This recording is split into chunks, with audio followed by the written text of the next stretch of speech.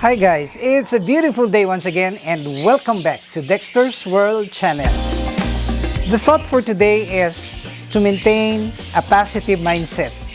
Well, we people are actually having the tendency to overemphasize the negative things or overreact to a certain circumstance which is not anymore needed. And my way of coping the stress is to just balance and maintain the positive mindset. Anyway, we are under God's grace and God is looking after us.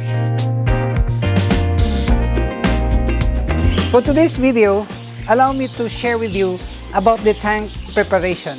You know that this tank had been very useful in the breeding of different types of fish. And I'm referring to the catfish,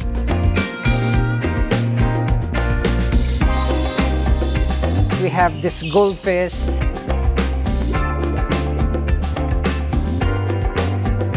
this Japanese koi, and other types of fish.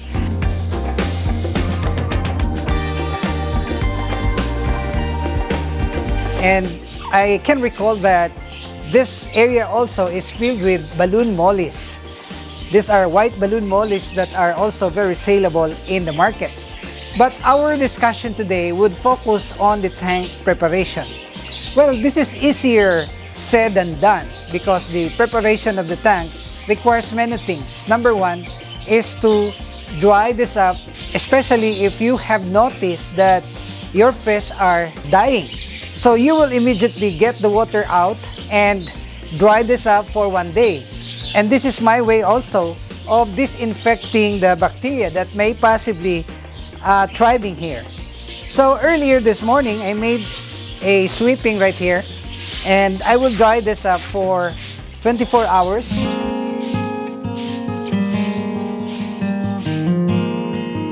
One of the important, aspect in the tank preparation is to be able to also condition the water. You know that this water is already aged up to 5 days old. And of course, we have to get ready about the food that the fry of this fish gonna eat. So you will see here that this water now is filled with live food. Actually, the live food here is thriving. I can get some of them.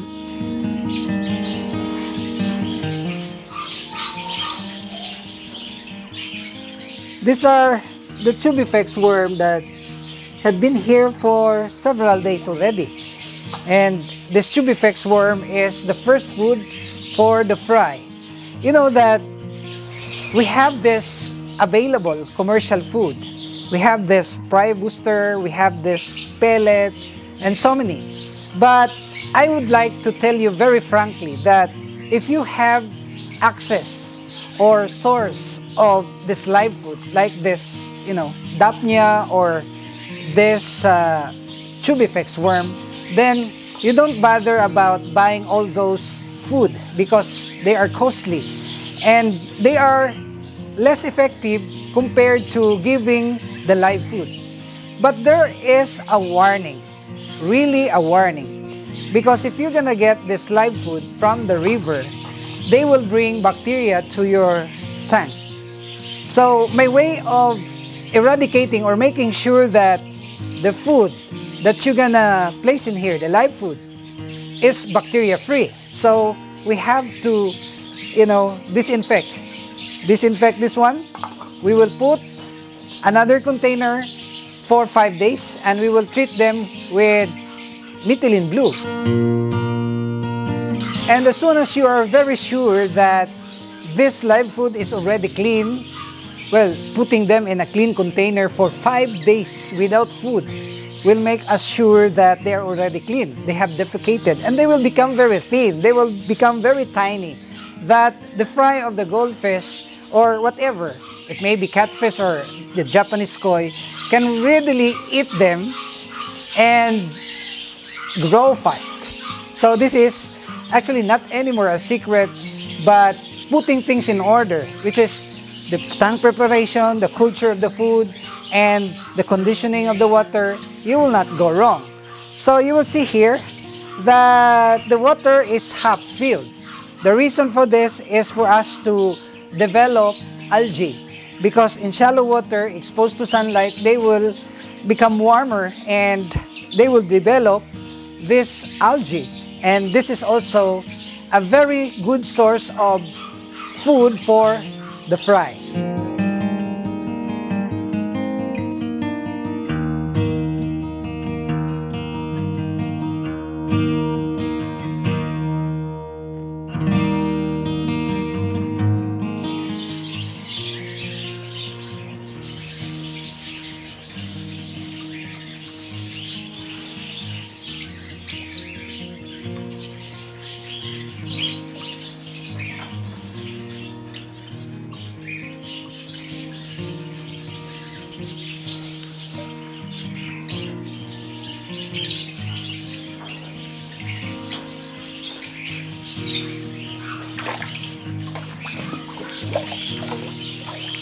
Maybe you're interested to know about what fish we gonna load here. Well, we will load here the betta fish. This is the growing out tank of our betta. And you know that in the past, we were able to show you how we put this betta in their individual, containers. Because if we're gonna put them, they will develop their tails and even their skin. They will look groomed actually, and they will flare. So this is the time that the betta will reach up to the age of 3 to 4 months, and then we're gonna condition them. But there is this part of the growing that will make life easy for the betta culture or betta breeding, by just allowing them to stay in one big tank, and then we will harvest them in a period of, or after 3 months. So we will condition them here, and of course this betta would not fight if the area is this big. And of course we will also put some water plants, this hydrilla and the kabomba. These are the things that the bettas can hide.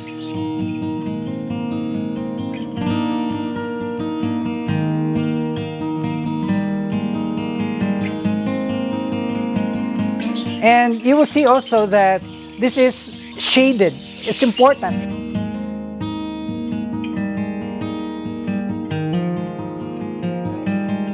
You will see that we have here natural cover. This tree is actually helping us. And then we have also this other types of plant that giving us the shade. So it mimics the natural habitat for our bettas. And in our next video, you will witness how we're gonna release the bettas here. Well, I cannot do the release for now because I'm set to go to the office. So what I'm emphasizing here is the tank preparation for our betta fish. And I will add now some water. You guys can see here that we are now readying this up. Making this preparation complete, because we're gonna release the bettas here. And also, I'd like to make mention that we're using the deep well. But I am not very confident about the deep well, because sometimes it will also, kill our fish. So what we do here is to age the water, just half of the tank for 5 days, and then we will put another half, and then that's gonna be a good place for the fish, especially the bettas. I'm so excited as well today because we are able to put the roofings of our chicken coop, and we made a good elevation of this so that it will not be reached by the waters during the flood. We have utilized the bamboo, and we have GI sheets along the side so that the eggs will not get wet during the rain.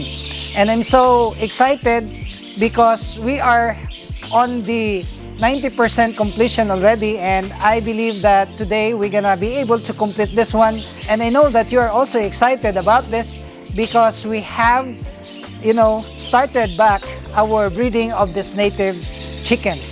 So I hope that this video will inspire you. If you're not subscribed to this channel, may we humbly ask you to please subscribe and hit that notification bell because we are uploading videos regularly only here at Dexter's World.